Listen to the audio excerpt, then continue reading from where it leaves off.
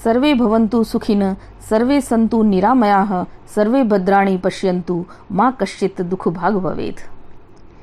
नमस्ते दोस्तों, हाजिर हूँ मैं फिर आज एक छोटी सी कहानी के साथ।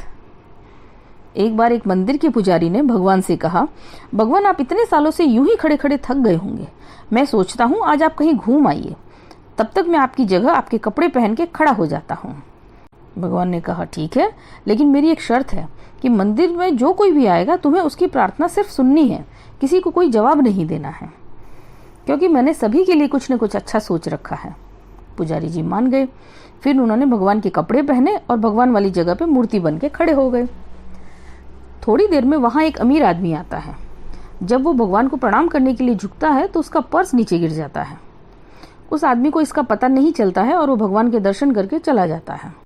पुजारी जी उसे उस पर्स के बारे में बताना चाहते थे, पर शर्त के अनुसार वे कुछ बोल नहीं पाए।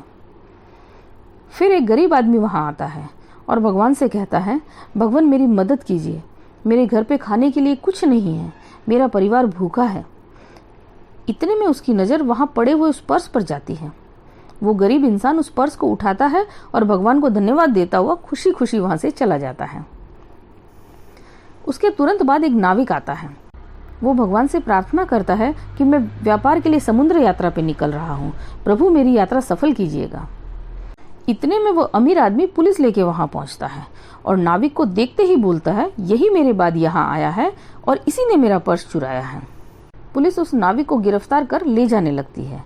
अब पुजारी जी से रहा नहीं जाता है और वो बोल पड़ते हैं और सारी बात सही सही बता देते हैं। अब पुलिस नाविक को छोड़ उस गरीब आदमी को पकड़ लेती है और वो पर्स वापस अमीर आदमी को दे देती है। अब शाम को जब भगवान वापस आते हैं तो पुजारी जी उनको खुशी खुशी सारी बात बताते हैं और बताते हैं कि उन्होंने कितना अच्छा काम किया है। इस पर भगवान कहते हैं कि तुमने सब गड़बड़ कर दी। पुजारी जी हैरान होकर पूछते हैं, इसमें गड़बड़ कहाँ हुई, जो सही था वही हुआ। तब भगवान कहते हैं, वो अमीर आदमी गलत कामों से पैसे कमाता था, अगर उसका पर्स उस गरीब आदमी के काम आ जाता तो उसके कुछ पाप कम हो जाते और उस गरीब का परिवार भूखा न मरता। और अगर वो नाविक कुछ दिन के लिए जेल चला जाता तो आज वो जिंदा होता और उसका परिवार खुश होता, क्योंकि समुद्र में तूफान की वजह से उस नाविक का जहाज डूब गया। तुमने सबका नुकसान कर दिया।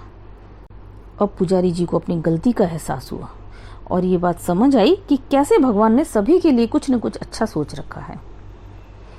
तो दोस्तों, कैसी लगी आपको ये कहानी, मुझे कमेंट सेक्शन में जरूर बताएं और आगे भी ऐसी ही कहानियों के लिए मेरे चैनल को लाइक, सब्सक्राइब और शेयर करना ना भूलें और जुड़े रहें। साथ ही बेल आइकन को भी प्रेस कर दीजिएगा ताकि मेरे अगले वीडियो की नोटिफिकेशन आपको तुरंत मिल जाए। ये कहानी आपको मेरे ब्लॉग में भी मिल जाएगी, जिसकी लिंक नीचे डिस्क्रिप्शन में मिल जाएगी। धन्यवाद।